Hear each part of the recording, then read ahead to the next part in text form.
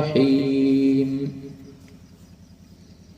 منها خلقناكم وفيها نعيدكم ومنها نخرجكم تارة أخرى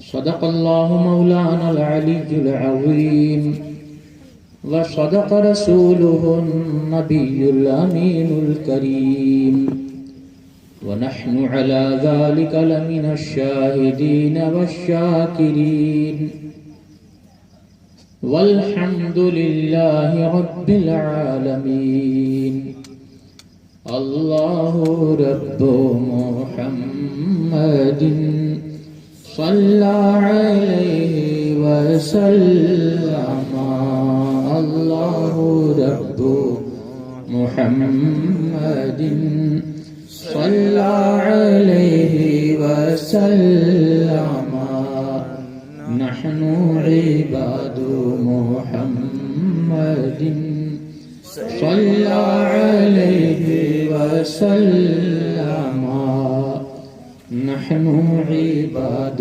محمد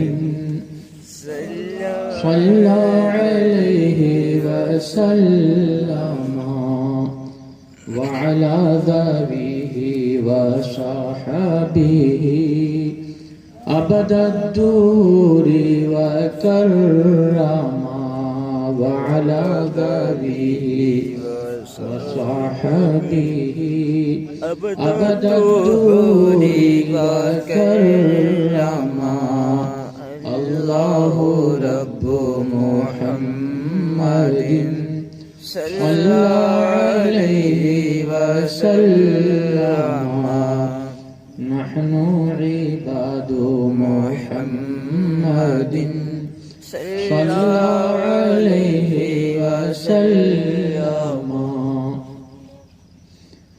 عرش پہ تازہ چھیڑ چھاڑ فرش پہ طرفہ دھوم دھام عرش پہ تازہ چھیڑ چھاڑ فرش پہ طرفہ دھوم دھام کان جدھر لگائیے تیری ہی داستان ہے اللہ رب محمد صلی علیہ وسلم نحن عباد محمد صلی علیہ وسلم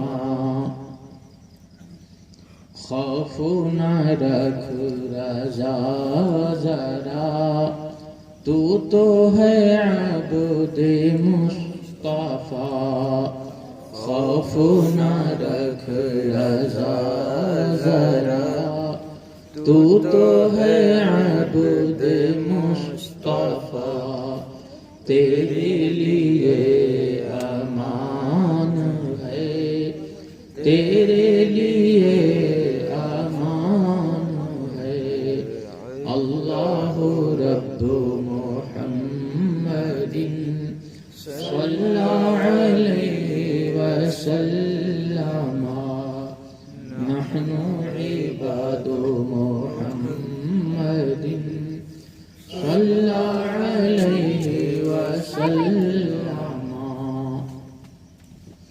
قصیدہ بردہ شریف کے چند بند پڑھ لیے جائیں مولایا صلی وسلم دائما ابدا مولایا صلی وسلم دائما ابدا علی حبیبک خیر الخلق كلهم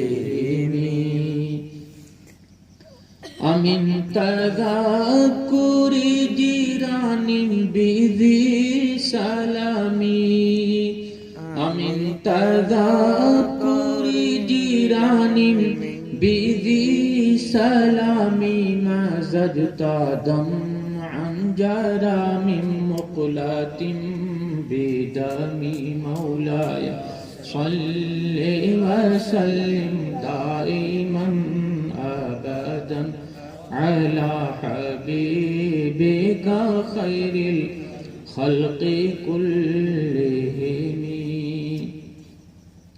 محمد سيد الكونين والثقلين محمد سيد الكونين والثقلين والفريقين من عرب ومن عجم مولاي صل وسلم دائما أبدا على حبيبك خير الخلق كلهم هو الحبيب الذي ترجى شفاعته هو الحبيب الذي ترجى شفاعته لكل هول من الأهوال مقتحم مولاي صل وسلم دائما أبدا على حبيبك خير الخلق كلهم يا أكرم الخلق ما لي من ألوذ به يا أكرم الخلق ما لي من ألوذ به سواك عند حلول الحادث العمام مولاي صل وسلم دائما أبدا على حبيبك خير الخلق كلهم فإن من جودك الدنيا وغرتها فإن من جودك الدنيا وغرتها ومن علومك علم اللوح والقلم مولاي صل وسلم دائما أبدا على حبيبك خير الخلق كلهم يا ربي بالمصطفى بلغ مقاصدنا يا ربي بالمصطفى بلغ مقاصدنا واغفر لنا ما مضى يا واسع الكرم مولاي صل وسلم دائما أبدا على حبيبك خير الخلق كلهم درود شریف پڑھیں اللہم صلی علی سیدنا مولانا محمد معدن الجود والکرم وآلہ الکرام وابنہ الکریم وبارک وسلم صلاۃ وسلام علیک یا رسول اللہ۔ یہ محفل پاک جس کا انعقاد ہے جناب نظر محمد صاحب کی روح کے ایصال ثواب کے سلسلے میں منعقد ہے، اور قرآن عظیم کی تلاوتیں ہوئیں، اور اس کے علاوہ جو بھی کار خیر گھر والوں نے انجام دیا، ان سب کا مقصد یہ ہے کہ مرحوم کی روح کو ایصال ثواب کیا جائے، تاکہ اللہ تبارک و تعالی اپنے فضل و کرم سے مرحوم کی مغفرت فرما دے۔ ابھی کوئی خاص عرصہ نہیں گزرا تھا کہ ان کی اہلیہ کا انتقال ہوا، ان کی جدائی کا غم ابھی ختم نہیں ہوا تھا کہ ایک تازہ واقعہ پیش آ گیا۔ مولا تعالی ان کے پسماندگان کو صبر جمیل عطا فرمائے۔ اور مرحوم کی مغفرت فرمائے۔ میرے آقا صلی اللہ تعالی علیہ وسلم نے ارشاد فرمایا وَاخْتَصَرَ لِي اخْتِصَارًا، جب رحمت الہی کا خاص زمانہ آیا تو اللہ تبارک و تعالی نے مجھے ظاہر فرمایا۔ حدیث پاک میں ہے کہ میرے صحابہ کے بارے میں حدیث پاک میں ہے کہ تمام اصحاب سے سب سے بہتر اصحاب ہیں، یعنی صحابہ کی جماعت سب سے بہتر ہے۔ بہتر اصحاب کی طرف میرے آقا صلی اللہ تعالی علیہ وسلم تشریف لائے، اور جس شہر میں تشریف لائے وہ شہر تمام شہروں میں بہتر، جس گھڑی تشریف لائے وہ گھڑی تمام ساعتوں میں سب سے بہتر۔ اور رحمت الہی کا جب خاص زمانہ آیا تو میرے آقا صلی اللہ تعالی علیہ وسلم جلوہ گر ہوئے، ارشاد فرمایا کہ اللہ تعالی نے میرے لیے کمال اختصار کیا۔ اس کی کئی توجیہیں، کئی تشریحیں علماء کرام نے بیان فرمائی ہیں کہ مختصر فرما دیا اللہ پاک جل شانہ نے۔ اس کی ایک توجیہ یہ بھی ہے کہ میری امت کے عمروں کو کم کر دیا گیا ہے۔ پہلی کی امتوں کی عمریں لمبی لمبی ہوتی تھیں، 400-500 برس، یہاں تک کہ اور بھی زیادہ، لیکن اس امت میں لوگوں کی عمریں عام طور سے اتنی زیادہ نہیں ہوتی۔ اور اس کی مثال یہ دی گئی ہے کہ اور امتوں کی عمروں کا حال اس طرح ہے جیسے آفتاب کے طلوع ہونے سے لے کر ظہر کے وقت تک، یہ لمبا عرصہ ہے، اور پھر اس کے بعد میں ظہر کے وقت سے لے کر کے عصر تک، یہ پہلی امتوں کی مثال دی گئی ہے ان کے عمروں کی۔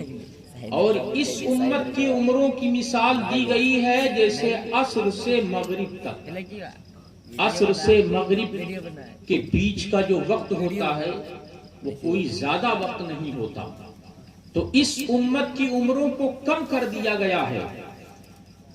عام طور سے لوگوں کی عمریں کم ہوتی ہیں، اتنا زیادہ نہیں ہوتی کہ 400-500 برس کی عمر ہو۔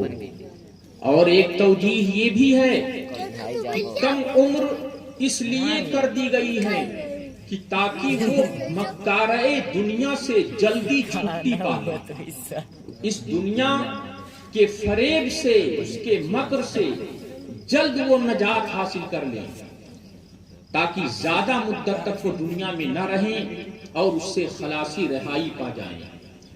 اور پھر اللہ تبارک و تعالی نے مختصر فرما دیا کہ اس امت کو قبروں میں زیادہ دن رہنا نہیں پڑے گا، کیونکہ یہ امت تمام امتوں سے آخر ہے۔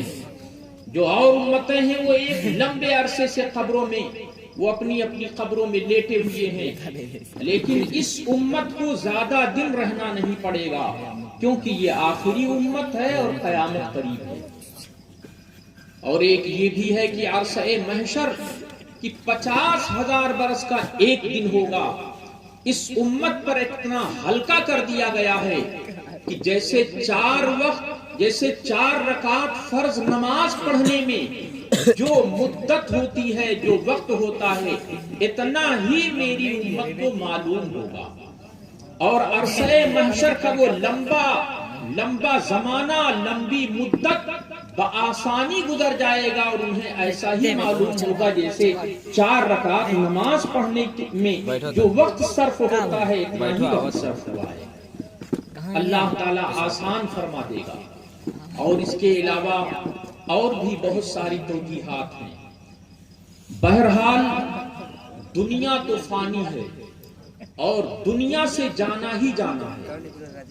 آدمی پیدا ہوتا ہے تو اس کی خمیر جو فرشتہ گونجتا ہے تو قبر کی مٹی اس کے خمیر میں شامل کر دی جاتی ہے۔ اس کی خمیر میں قبر کی مٹی شامل ہوتی ہے، اور آدمی جب انتقال کرتا ہے تو وہیں اس کا مدفن ہوتا ہے، وہیں قبر بنائی جاتی ہے، وہیں دفن ہوتا ہے۔ میرے آقا صلی اللہ تعالی علیہ وسلم نے فرمایا کہ جس مٹی سے میں بنا ہوں اسی مٹی سے ابو بکر و عمر بنے اور وہیں دفن ہوئے۔ تو جس خاک پاک سے میرے آقا صلی اللہ تعالی علیہ وسلم کی تخلیق ہوئی، اسی خاک پاک سے ابو بکر و عمر رضی اللہ تعالی عنہ۔ تو آج حضرت ابو بکر صدیق رضی اللہ تعالی عنہ اور حضرت عمر فاروق اعظم رضی اللہ تعالی عنہ حضور کے پہلوئے مبارک میں آرام کر رہے ہیں۔ تو یہی ہے معنی منہا خلقناکم، ہم نے تمہیں مٹی سے بنایا، ہم نے تمہیں مٹی سے بنایا، وفیہا نعیدکم، اور پھر ہم تم کو اس میں لے جائیں گے، ومنہا نخرجکم تارۃ اخری، اور پھر اس میں سے ہم تمہیں دوبارہ نکالیں گے۔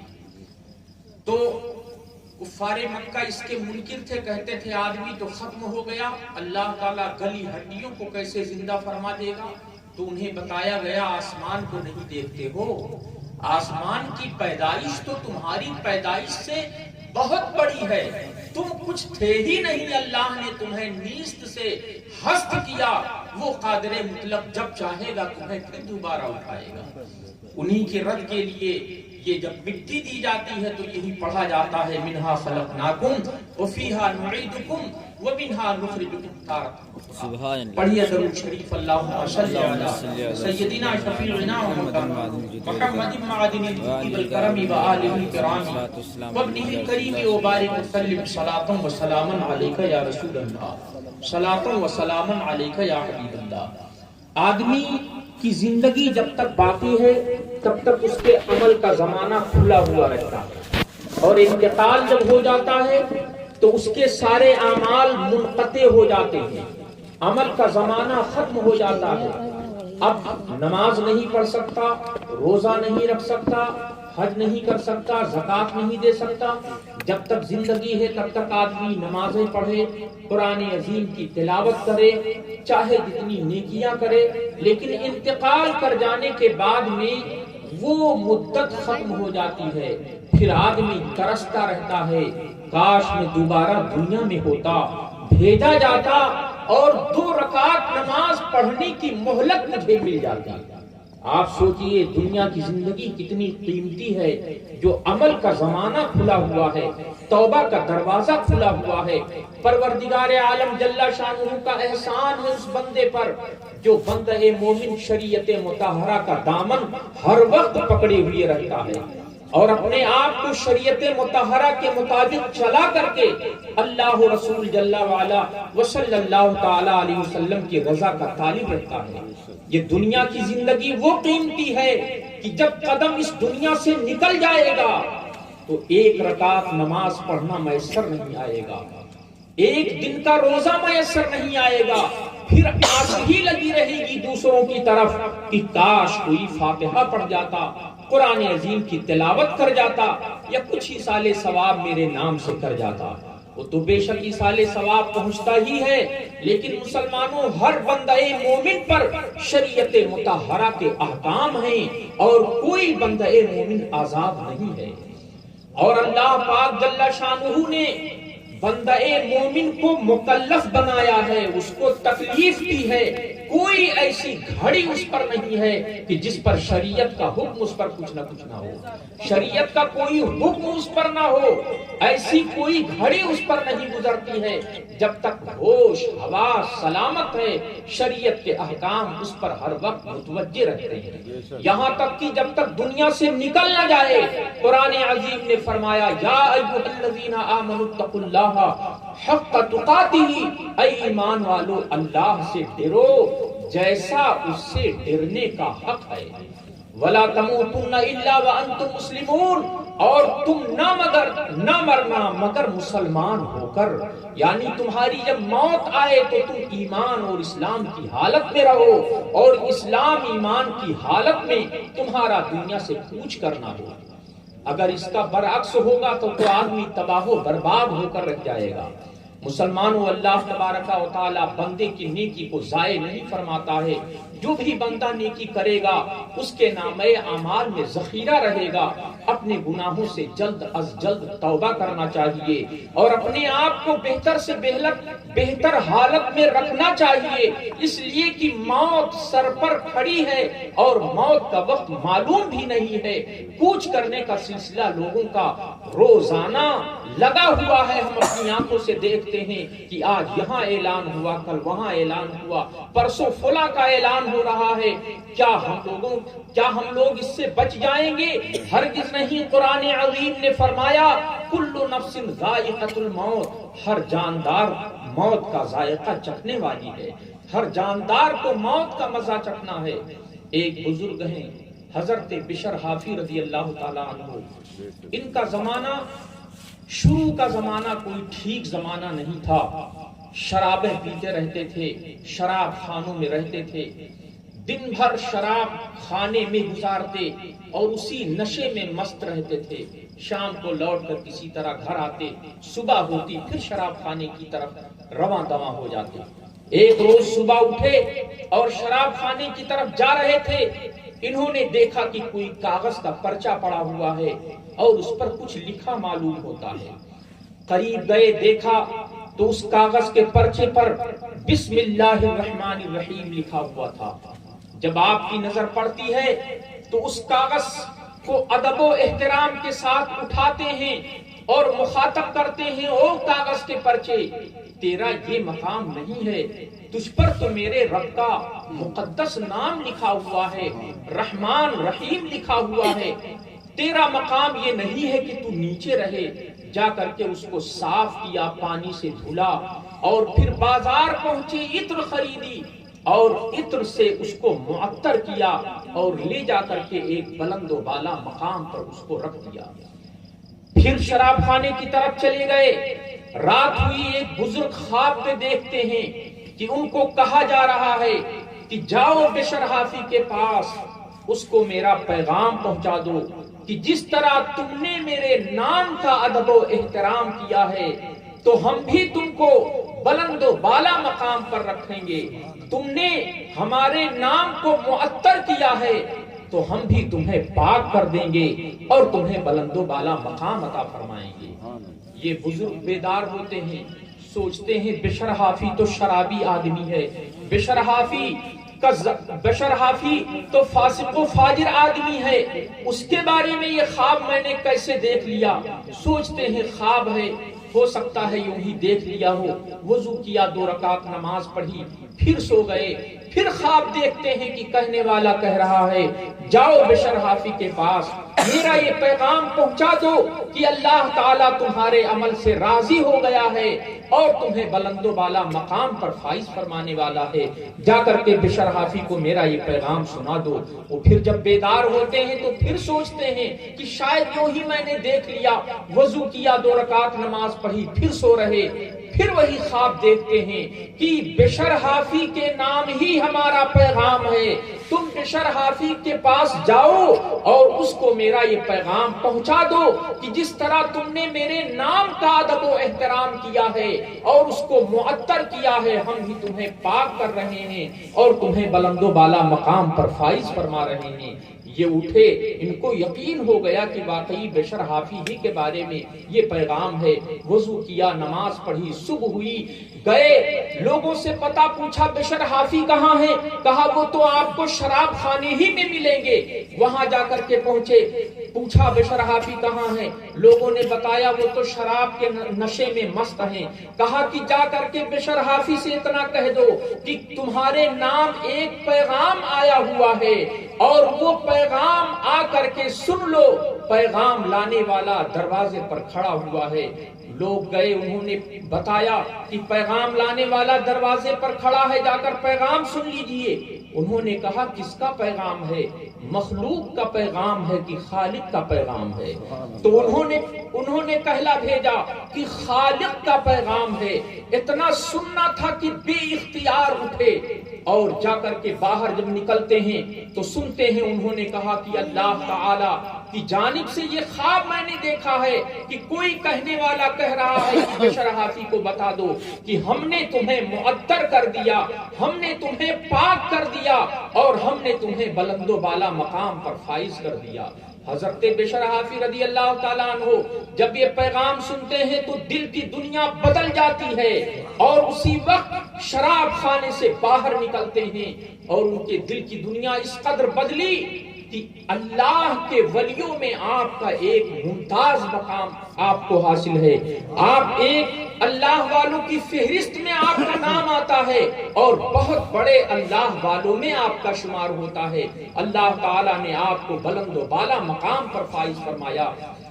آپ جس وقت آپ نے یہ پیغام سنا تھا تو آپ ننگے قدم تھے اور ننگے پاؤں ہی ہو کر باہر نکلے تو آپ نے چاہا کہ میں کبھی اب پاؤں میں جوتا یا چپل نہیں پہنوں گا، کیونکہ جس وقت میرے رب نے مجھ سے صلح فرمائی میری حالت یہ تھی کہ میرے پاؤں میں چپل نہیں تھے، جوتے نہیں تھے، تو اس حالت ہی پر میں اپنے آپ کو رکھنا پسند کرتا ہوں۔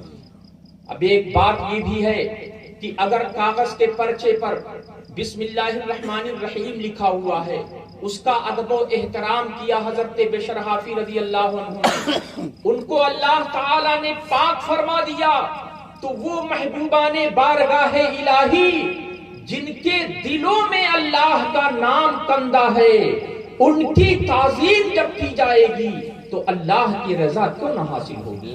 جب ایک کاغذ کے پرچے پر کہ اللہ کا نام لکھا ہوا ہے، اس کی تعظیم کرنے سے اللہ کی رضا حاصل ہوتی ہے اور رحمت الہی نازل ہوتی ہے، تو جن ولیوں کے دلوں میں، جن اللہ کے نیک بندوں کے قلب میں اللہ کا نام کندہ ہے، ان کی تعظیم کرنے سے اللہ کی رضا کیوں نہیں حاصل ہوگی اور اللہ کی خوشی کیوں نہیں ہوگی؟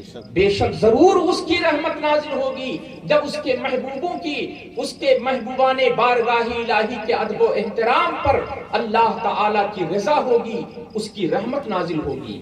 اور میلاد شریف کی محفل ہے، اگر ہم اس محفل کو خوشبوؤں سے معطر کریں تو اللہ کی رحمت نازل ہوگی، اس لیے کہ حضرت بشر حافی نے اس کاغذ کے پرچے کو خوشبوؤں سے معطر کیا تھا تو وہ پاک کر دیے گئے، تو اگر ہم خوشبوؤں سے نبی کریم صلی اللہ تعالی علیہ وسلم کی پاک محفل کو معطر کریں گے تو اللہ تعالی ہمیں بھی پاک فرمائے گا۔ حضرت بشر حافی رضی اللہ تعالیٰ عنہ ننگے پاؤں ہی رہتے تھے، ننگے پاؤں چلتے تھے، اللہ تعالیٰ نے ان کی عظمت کو جانوروں کے دلوں تک ڈال دی تھی۔ عالم یہ تھا کہ کوئی چوپایا راستے پر کبھی لید نہیں کرتا، کوئی پیشاب نہیں کرتا، کوئی جانور گوبر نہیں کرتا تھا۔ بغداد میں آپ جب تک ظاہری حیات میں رہے کبھی نہیں دیکھا گیا کہ کوئی چوپایا راستے پر پیشاب کر رہا ہو یا لید یا گوبر ڈال رہا ہو، ایسا نہیں ہے، تاکہ بشر حافی کے، حضرت بشر حافی کے پاؤں کہیں آلودہ نہ ہو جائیں، کیونکہ وہ ننگے پاؤں چلتے ہیں، کہیں ان کے قدم میں کوئی ناپاکی نہ لگ جائے۔ ایک مرتبہ ایک شخص نے دیکھا کہ اس کا جانور راستے پر پیشاب کر رہا ہے، صبح کا وقت تھا، اس شخص نے جب دیکھا تو فوراً پڑھا انا للہ و انا الیہ راجعون، بشر حافی کا انتقال ہو گیا۔ اگر وہ دنیا کی زندگی میں ہوتے تو یہ چوپایا راستے پر پیشاب نہ کرتا۔ تھوڑی دیر کے بعد میں یہ خبر آ گئی کہ حضرت بشر حافی کا وصال ہو گیا۔ اللہ اکبر، اللہ تعالیٰ اپنے محبوب بندوں کی عظمت کو جانوروں کے دلوں میں ڈال دیتا ہے اور جانور بھی ان کا ادب و احترام کرتے ہیں۔ اب جو آدمی انسان ہو کر کے اللہ کے محبوب بندوں کی تعظیم نہ کرے، نبی کریم صلی اللہ تعالی علیہ وسلم کی شان میں گستاخی نہ کرے، انسان ہو کر کے اور ان کی عظمت کی کچھ پرواہ نہ کرے، وہ جانوروں سے کئی درجے بدتر ہے، کیونکہ جانور تو اس کے بارگاہ کے محبوبوں کا ادب کریں اور یہ انسان ہو کر کے، اشرف المخلوقات ہو کر کے، انسان ہو کر کے اور اس کے محبوبوں کی بارگاہ کا ادب نہ جانے تو پھر یہ جانوروں سے بھی کئی گنا نیچے طبقے میں ہے۔ اور قرآن عظیم نے فرمایا ہے کہ جو کافر ہیں وہ تمام بہائم سے بدتر ہیں۔ وجہ یہ ہے کہ جانوروں کو تو کچھ تو سلیقہ حاصل ہے، مگر ان کو اتنا بھی سلیقہ حاصل نہیں ہے کہ انبیاء کرام علیہ السلام کی بارگاہ کا کیا ادب ہے، اللہ کے محبوبوں کی بارگاہ کا کیا ادب ہے۔ درود شریف پڑھیں، اللہم صلی علی سید کی کھیتی ہے، جو آدمی بوئے گا وہی وہاں کاٹے گا، جس طرح سے رہے گا اسی طرح اس کے ساتھ معاملہ پیش آئے گا۔ حدیث پاک میں ہے کہ اس کا حشر اسی کے ساتھ ہوگا جس سے وہ محبت کرتا تھا۔ دنیا میں جس سے محبت کرتا تھا اس کا حشر اسی کے ساتھ ہوگا۔ جو جس قوم سے محبت کرے گا، جو جس گروہ سے محبت کرے گا، مشابہت پیدا کرے گا، وہ اسی کے ساتھ ہو جائے گا۔ انگریزوں کا زمانہ تھا، ایک ضلع کا کلکٹر تھا اور اس کی ایک پیشکار تھے جو اس کے یہاں، وہ مسلمان تھے پیشکار، وہ اس کے یہاں رہتے تھے اور وہ ضلع کا کلکٹر وہ انگریز تھا۔ یہ پیشکار صاحب اس کے گھر جاتے اور آتے، جاتے آتے، ضرورت پڑتی تب جاتے، اور اس کی لڑکی جو تھی، ضلع کلکٹر کی جو لڑکی تھی، کلکٹر کی لڑکی جس کو انگریزی میں مس کہا جاتا ہے یا کون سا زبان ہے، بہرحال اس کی لڑکی ان سے کہتی کہ او پیشکار صاحب، آپ مجھے کلام الہی سکھا دیجئے، قرآن عظیم پڑھنا سکھا دیجئے۔ یہ کہتے ہاں ٹھیک ہے، کہہ کر کے اور بات ٹالتے رہتے ایک عرصہ گزر گیا، یہاں تک کہ ایک روز اس نے کہا کہ او پیشکار صاحب سنیے، اگر آپ مجھے قرآن عظیم کی تعلیم نہیں دیں گے تو کل قیامت کے دن جن پر قرآن نازل ہوا ہے میں ان کی بارگاہ میں آپ کی شکایت کروں گی اور کہہ دوں گی کہ میں قرآن عظیم سیکھنا چاہتی تھی لیکن انہوں نے قرآن عظیم مجھے سکھایا نہیں۔ اس کے جملوں نے پیشکار صاحب کے بدن میں لرزہ پیدا کر دیا، ان کے رونگٹے کھڑے ہو گئے اور انہوں نے دل میں عہد کر لیا کہ ہم کسی نہ کسی طرح اس لڑکی کو قرآن عظیم سکھائیں گے۔ اس مس نے یہ بھی کہا کہ آپ روزانہ آنے کی زحمت نہ کریں، میں آپ کے قیام گاہ پر، مکان پر خود حاضر ہو جایا کروں گی اور قرآن عظیم پڑھ کر کے آ جایا کروں گی۔ وہ روزانہ جاتی، انہوں نے وعدہ کر لیا، روزانہ جاتی، قرآن عظیم کی تعلیم کا سلسلہ شروع ہو گیا۔ ایک مدت تک پڑھتی رہی، پھر ایسا ہوا کہ ایک روز نہیں آئی۔ انہوں نے سوچا کہ کوئی وجہ ہوگی، نہیں آئی۔ دوسرے روز انتظار کیا، اس روز بھی نہیں آئی۔ تیسرے روز بھی نہیں آئی تو ان کو بے چینی ہوئی کہ چل کر کے حالات معلوم کریں کیا معاملہ ہے۔ گئے، اس کے بنگلے پر پہنچے، دیکھا تو نظر نہیں آ رہی تھی۔ اس کلیکٹر سے پوچھا کہ تمہاری بیٹی کہاں ہے؟ تو کہا کہ اس کی تو طبیعت بہت زیادہ خراب ہے، حالت بہت نازک ہو چکی ہے۔ وہ دونوں، اس کی بیوی اور وہ دونوں پیشکار صاحب کو لے کر کے ملاقات کے لیے کمرے میں لے کر گئے۔ دیکھا پیشکار صاحب نے کہ واقعی اس کی حالت بہت زیادہ نازک ہو چکی ہے۔ ماں باپ تھوڑی دیر کے بعد میں اٹھ کر اپنے کمرے کی طرف چلے گئے پیشکار صاحب کو چھوڑ کر۔ اس مس نے کہا، لڑکی نے کہا کہ او پیشکار صاحب، میرے نزا کا عالم بہت قریب ہے، جاگنے کا وقت بہت قریب ہے، میں اپنی زندگی سے نا امید ہو چکی ہوں، میں آپ کو گواہ بناتی ہوں اور آپ کے سامنے میں کلمہ طیبہ پڑھ کر مسلمان ہوتی ہوں، اشہد ان لا الہ الا اللہ و اشہد ان محمد عبدہ و رسولہ۔ یہ اس نے پڑھا اور کہا کہ آپ گواہ ہو جائیے میرے مسلمان ہونے پر اور آپ میرے جنازے کے ساتھ رہیے گا۔ یہ لوگ اپنے طریقے پر مجھے کفن دفن دے دیں گے، لیکن آپ اس کفن دفن دینے کے بعد میں آپ مجھ کو اسلامی طور و طریقے پر دفنائیے گا۔ پیشکار صاحب نے جب یہ سنا تو آپ دیدہ ہو گئے، آنکھوں میں آنسو آ گئے، حجرے سے باہر نکلے ہی تھے کہ اس کا انتقال ہو گیا۔ اب اس کے تجہیز و تکفین کا انتظام کیا گیا، جنازہ اٹھا، یہ ساتھ میں چلے گئے، اور وہاں جب دفن کر کے لوگ لوٹنے لگے، انہوں نے خوب اچھی طرح اس کی قبر کو پہچان لیا کہ فلاں درخت ہے، فلاں درخت کے پاس قبر ہے، فلاں قبر سے اتنے فاصلے پر ہے۔ یہ ساری پہچان انہوں نے اپنے ذہن میں محفوظ کر لیا۔ دن کا معاملہ تھا، کوئی دقت ہی نہیں۔ بہرحال آئے اور رات آنے کا انتظار کرنے لگے۔ آدھی رات جب ہو گئی تو دل میں سوچتے ہیں کہ اس کی وصیت کو پوری کرنی چاہیے، میں نے وعدہ کر لیا ہے تو چلوں۔ پھاوڑا لیا، سوچتے ہیں کوئی مزدور لے لوں، اکیلے کیسے کروں گا۔ پھر سوچتے ہیں کہ یہ تو دوسرا کوئی آگاہ ہو جائے گا تو بات پھیل جائے گی۔ کسی کو ساتھ نہیں لیا، لالٹین لیا، دیا سلائی لی، پھاوڑا لیا، قبر کی طرف چلے۔ وہاں گئے، کھدائی کیا، دیکھا کہ مس ہے ہی نہیں، اس کی میت اس قبر ہی میں نہیں ہے، بلکہ ان کے ہم وطن کے ایک دوست کی لاش اس قبر کے اندر رکھی ہوئی ہے۔ یہ پہچانتے تھے، شکل و صورت دیکھا، پہچان گئے کہ یہ تو میرے وطن کا ایک آدمی ہے اور میرا اس سے دنیا میں لگاؤ رہ چکا ہے، میرے جان پہچان کا یہ شخص ہے۔ فوراً اس کی قبر کو بند کر دیا، واپس آئے۔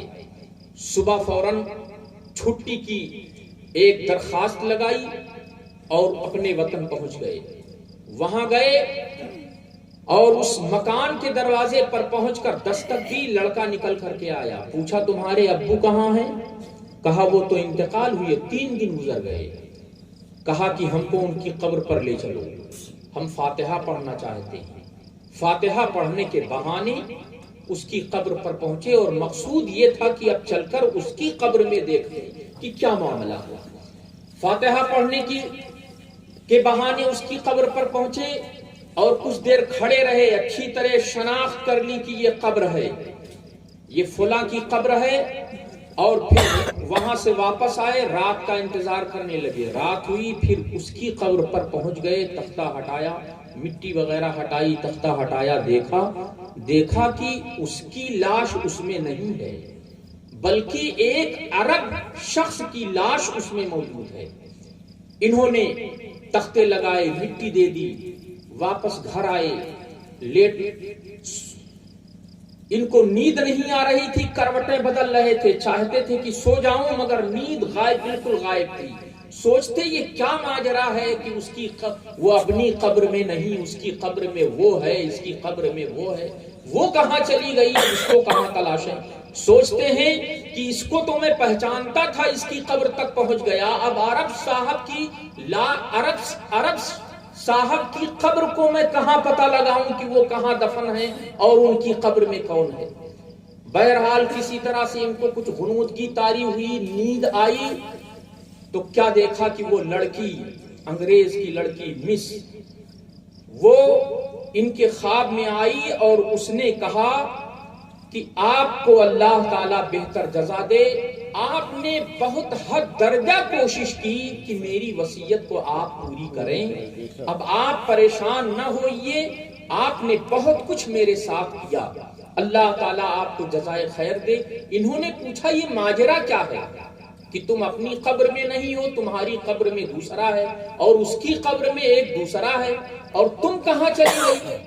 تو انہوں نے جواب دیا کہ بات یہ ہے کہ میری قبر میں جو میری قبر میں آپ کے ہم وطن کی لاش جو موجود ہے، اس کی وجہ یہ ہے کہ وہ نصارہ سے محبت رکھتے تھے، ان کے دل و دماغ پر ان کے تہذیب کا اثر تھا، ان کا چلنا پھرنا، رات دن کا جاگنا، اور سارا تہذیب و تمدن نصارہ کے طور پر تھا، ان کو نصرانیوں سے زیادہ محبت تھی، اس لیے ان کی نعش میری قبر میں پہنچا دی گئی، اور اس کی قبر میں، آپ کے ہم وطن کی قبر میں جو عرب صاحب کی لاش موجود ہے، اس کی وجہ یہ ہے کہ وہ رہتے تھے عرب میں مگر دل لگا رہتا تھا ہندوستان میں، کہ کسی طرح ہم ہندوستان پہنچ جاتے تو مرنے کے بعد میں ان کی نعش یہی پہنچا دی گئی، اور میں آرزو مند تھی کہ کسی طرح دیار حبیب میں پہنچ جاتی، اللہ کے پیارے محبوب کے دیار میں پہنچ جاتی،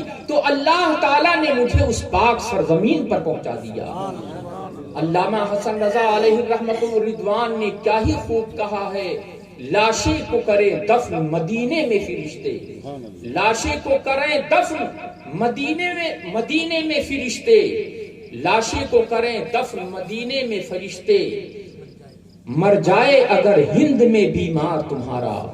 جو اللہ کے پیارے محبوب صلی اللہ تعالی علیہ وسلم کی محبت میں ہندوستان میں مر جائے تو انشاءاللہ الرحمن وہ مدینہ طیبہ پہنچا دیا جائے گا، اور اگرچہ اس سرزمین کا رہنے والا ہو، اگر اس سرزمین سے اس کا دل نہیں لگ رہا ہے، کہیں الگ لگ رہا ہے، تو وہ وہی پہنچا دیا جائے گا۔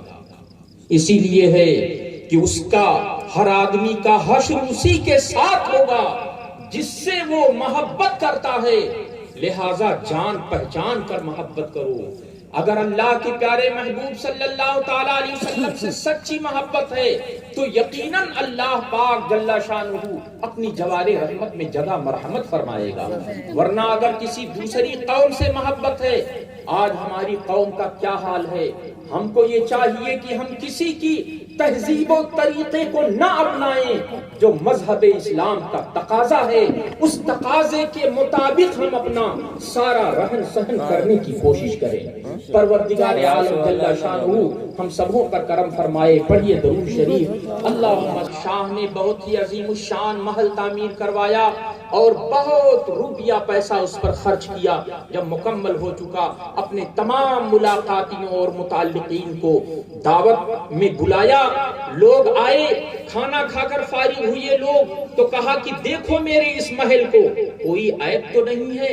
ہر کسی نے دیکھا، کہا کوئی عیب نہیں ہے، اس کے دروازے، اس کی کھڑکیاں اور اس کی چھتیں اس طرح ہیں، ان خوبیوں سے یہ آراستہ ہے، اس میں کوئی عیب نہیں ہے۔ ہر کسی نے تعریف کی۔ ایک مرد خدا اسی میں موجود تھا، اس سے پوچھا گیا تو اس نے کہا کہ اس کے اندر بہت بڑے 2 عیب موجود ہیں۔ بادشاہ چونکا، پوچھا کون عیب ہیں؟ کہا ایک عیب تو یہ ہے کہ یہ مکان کسی نہ کسی دن برباد ہو جائے گا۔ یہ آج اپنی شان و شوکت کے ساتھ موجود ہے لیکن اس کا زوال آ جائے گا اور یہ تباہ و برباد ہو جائے گا۔ اور دوسری خرابی اس کے اندر یہ ہے کہ یہ ایک ایسا مکان ہے کہ اس کا مکین ایک دن مر جائے گا۔ جو اس میں رہنے بسنے والا ہے اس کو موت آ جائے گی اور وہ مر جائے گا۔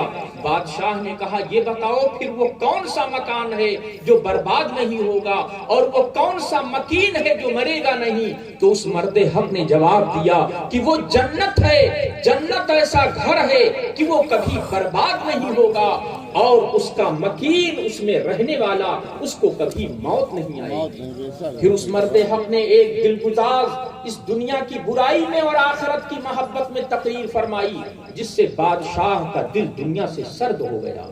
یہ دنیا ناپائیدار جگہ ہے، ہم لوگ دنیا میں ہیں، اس سے پہلے عالم ارواح میں تھے اور اس کے بعد پھر عالم برزخ آنے والا ہے۔ وہ منزلیں ضرور آئیں گی۔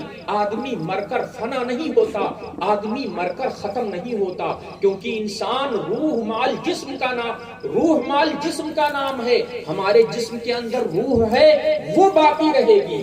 یہ اگرچہ جسم میں تبدیلی پیدا ہو جائے، جسم گل بھی سکتا ہے، جسم سڑ بھی سکتا ہے، جسم میں آگ میں آدمی جل بھی سکتا ہے، مچھلیاں کھا سکتی ہیں، لیکن عجب الزنگ ریڑھ کی ہڈی میں باریک باریک اجزاء ہیں، ان کو آگ جلا نہیں سکتی، ان کو مٹی سڑا نہیں سکتی، وہی تخمے بدن ہیں۔ اللہ تعالیٰ انہی پر کل روز قیامت ترکیب جسم فرما دے گا اور پھر حشر اجساد ہوگا، انہی جسموں کے ساتھ پھر حشر ہوگا۔ ختم آدمی نہیں ہوگا۔ حدیث پاک میں ہے خلقتم للابد، تم ہمیشگی کے لیے پیدا کیے گئے ہو۔ ایسا نہیں ہے کہ تم پیدا ہوئے، موت طاری ہوئی، معاملہ ختم ہو گیا، نہیں، روح باقی رہتی ہے۔ 40 دن متواتر روحیں اپنے گھروں پر آتی رہتی ہیں اور وہ یہ صدا لگاتی ہیں، اے گھر والوں میرے لیے تم نے کیا کیا؟ میں دنیا میں تھا، تمہارے لیے محنتیں مشقتیں جھیلی، پریشانیاں جھیلی، آج میری بے بسی بے کسی کا معاملہ ہے, تم نے میرے لیے کیا کیا ہے. اگر ایصال ثواب کا اہتمام دیکھتی ہیں تو وہ روحیں شادہ و فرحاں خوش خوش اپنے مسکنوں کی طرف واپس جاتی ہیں, اور اگر کسی کی توجہ ایصال ثواب کی طرف نہیں ہوتی تو وہ روح مغموم و رنجیدہ ہو کر اپنے ٹھکانے پر لوٹ جاتی ہے. لہٰذا ہم کو اپنے اموات کی ارواح کا خیال کرنا چاہیے. انتقال کر جانے کے بعد میں یہ روح رہتی ہے. اللہ تعالیٰ جس کے لیے جو چاہے مقام عطا فرماتا ہے. کفار کی روحیں چاہے برہوت میں رہتی ہیں, مقید رہتی ہیں. برہوت ایک نالا ہے, اس نالے میں رہتی ہیں. مومنین کی روحیں, بعض کی روحیں زمزم شریف کے کنویں میں رہتی ہیں, بعض کی روحیں پہلے آسمان میں, کسی کی دوسرے, کسی کی تیسرے, چوتھے, پانچویں, چھٹی, ساتویں, اور بعض کی اعلیٰ علیین میں, اور اس کے علاوہ اور بھی مقامات ہیں. اللہ تعالیٰ ان روحوں کو ان کے مرتبہ اور مقام کے لائق جگہ عنایت فرماتا ہے. مگر وہ روحیں کہیں بھی ہوں, ان کی قوت سماعت اتنی تیز ہوتی ہے کہ وہ سب کچھ سنتی دیکھتی ہیں. قبر پر اگر کوئی فاتحہ پڑھنے آئے, سلام کرے تو وہ سلام کا جواب دیتی ہیں. شریعت کا کوئی حکم بیکار نہیں ہے. شریعت نے حکم دیا ہے کہ مردوں کو سلام کرو. اگر کوئی چیز سننے والی ہے نہیں تو کیا اینٹ پتھر کو سلام کرنے کا حکم ہے؟ نہیں, روحیں ضرور سنتی ہیں. ہمارے بدن میں روحیں ہیں. آج ہم دیکھتے ہیں تو جسم کے واسطے سے دیکھتے ہیں, روح کے واسطے سے, جسم کے واسطے سے دیکھتے ہیں, بولتے ہیں, چلتے ہیں, پکڑتے ہیں. روح جب جسم سے جدا ہو جائے گی تو اب ان جسموں کا محتاج نہیں رہ جاتی ہے. اب اس آنکھ سے نہیں دیکھتی ہے, وہ اپنی طاقت سے دیکھتی ہے, اور اس کی قوت سماعت اور رفتار تیز ہو جاتی ہے. حدیث پاک میں فرمایا گیا ہے, اذا مات المؤمن یخلی سربہ یسرح حیث شاء. جب مسلمان مرتا ہے اس کی راہ کھول دی جاتی ہے, جہاں چاہے جائے. مسلمان کے لیے پابندی نہیں ہوتی ہے. مسلمانوں, انتقال کر جانے کے بعد میں بھی روحیں زندہ رہتی ہیں. جو روح کو کے لیے فنا مانے وہ گمراہ و بد مذہب ہے. ادھر کے احوال کو اللہ تعالیٰ نے پردے میں رکھا ہے کہ کہیں اگر ہم لوگوں پر ادھر کے احوال ظاہر ہو جائیں تو جانتے ہیں آپ, زندگی گزارنا دوبھر ہو جائے گا, زندگی گزارنا ادھیرن ہو جائے گا. اگر قبروں میں, قبرستان میں جائیں اور دیکھ لیں عذاب کے حالات کو دیکھ لیں تو اس سے اتنی پریشانی لاحق ہوگی. آج دنیا میں تھوڑا سا معاملہ پیش آ جاتا ہے, ایکسیڈنٹ کا معاملہ پیش آ گیا, کوئی حادثہ پیش آ گیا, دیکھنے والوں کے دماغ چکر میں آنے لگتے ہیں. بعض لوگوں کو تو بے ہوشی طاری ہونے لگتی ہے.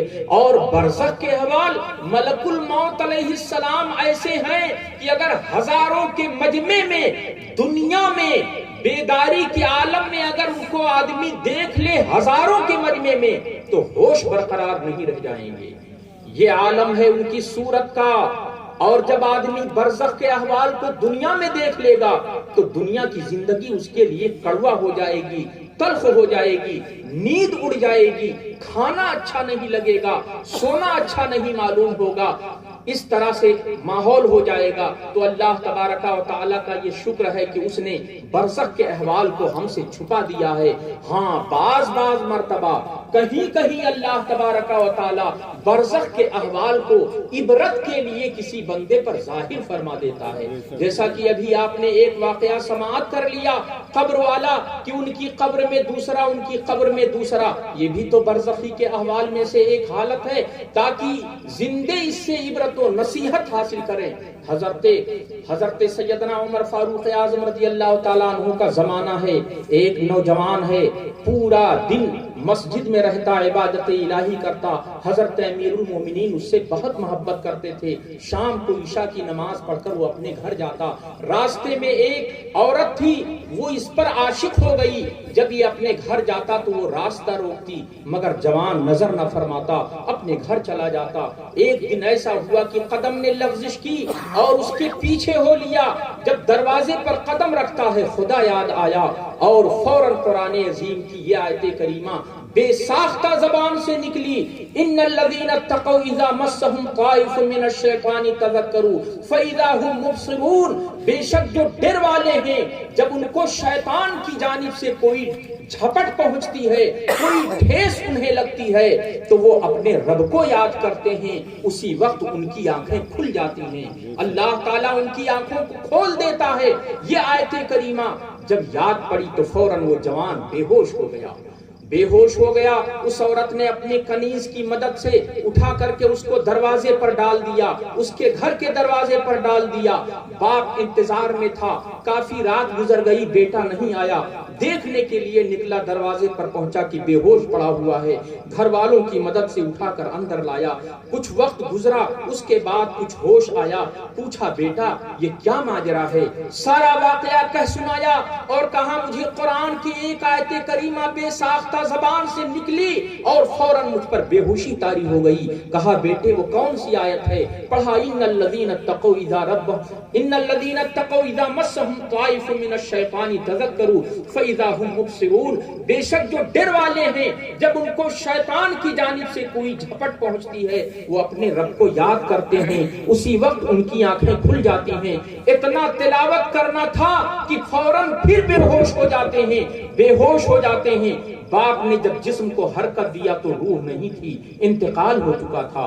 باپ نے رات ہی میں تجہیز و تکفین کا انتظام کیا اور رات ہی میں دفنا کفنا کر کے فارغ ہو گئے۔ صبح امیر المومنین حضرت عمر فاروق اعظم رضی اللہ تعالیٰ عنہ کو جب خبر ملی تو باپ سے شکایت کیا کہ کم از کم ہم کو تو اطلاع دینا چاہیے تھا، ہم اس کے جنازے میں شریک ہوتے۔ انہوں نے کہا کہ سخت سردی کا زمانہ تھا، میں نے سوچا امیر المومنین کو تکلیف ہوگی، اس لیے ہم نے رات ہی میں کفنا دفنا دیا۔ اور حضرت امیر المومنین نے تعزیت کے الفاظ کہے اور پھر شکایت کی۔ حضرت امیر المومنین عمر فاروق اعظم رضی اللہ تعالیٰ عنہ اپنے چند ساتھیوں کو ساتھ لیتے ہیں اور اس جوان کی قبر پر جاتے ہیں۔ یہ حضرت عمر رضی اللہ تعالیٰ عنہ کا واقعہ ہے جو میرے آقا صلی اللہ تعالیٰ علیہ وسلم کے دوسرے خلیفہ ہیں۔ آپ کے ساتھ میں کئی لوگ ہیں، آپ کے ساتھی ہیں۔ وہاں جب پہنچتے ہیں جوان کی قبر پر تو نام لے کر کے کہتے ہیں کہ او فلاں، جو تو نے کام انجام دیا ہے حق پرستی کا، ایسوں کے لیے قرآن عظیم یہ بشارت دیتا ہے وَلِمَنْ خَافَ مَقَامَ رَبِّهِ جَنَّتَانِ، جو اپنے رب کی بارگاہ میں کھڑا ہونے سے ڈرا اس کے لیے 2 باغ ہیں۔ تو اے نوجوان بتا کیا یہ وعدہ پورا ہو چکا؟ اس نے قبر کے اندر سے جواب دیا کہ اے عمر فاروق اعظم، اللہ تبارک و تعالی نے یہ نعمت عظما مجھے قبر میں جنت میں 2 بار عنایت فرمایا، جنت میں داخل فرمایا اور جنت میں یہ نعمت عظما مجھے 2 بار عطا فرمایا۔ اس جوان نے جب جواب دیا تھا اس وقت جتنے لوگ تھے سبوں نے ان کے جواب کو سماعت کیا تھا۔ تو اللہ تبارک و تعالی بعض مرتبہ برزخ کی کچھ حالتوں کو ظاہر کر دیتا ہے۔ حضرت عمر رضی اللہ تعالیٰ عنہ نے اس جوان سے باقاعدہ کلام فرمایا۔ مسلمانوں لیکن یہ بات، یہ اللہ تعالیٰ کی اس میں حکمت ہے جو ہم اور آپ ادھر کے احوال کو اس دنیا کی زندگی میں نہیں دیکھتے ہیں۔ ہاں انتقال کا وقت جب قریب آتا ہے تو پردے اٹھا دیے جاتے ہیں، جہاں تک نگاہ جاتی ہے فرشتے ہی فرشتے دکھائی دیتے ہیں۔ قبر میں جب مردہ پہنچتا ہے منکر نکیر آتے ہیں اور نہایت ہی کرخت آواز میں پوچھتے ہیں جھنجھوڑ کر من ربک، تیرا رب کون ہے؟ بندہ مومن ہے تو جواب دیتا ہے ربی اللہ، میرا رب اللہ ہے۔ دوسرا سوال فرشتہ کرتا ہے ما دینوں کا، تیرا دین کیا ہے؟ تو جواب دیتا ہے بندہ مومن دینی الاسلام، میرا دین اسلام ہے۔ تیسرا سوال فرشتہ پھر کرتا ہے ما کنت تقول فی شان ھذا الرجل، حضور سید عالم صلی اللہ تعالی علیہ وسلم کی جان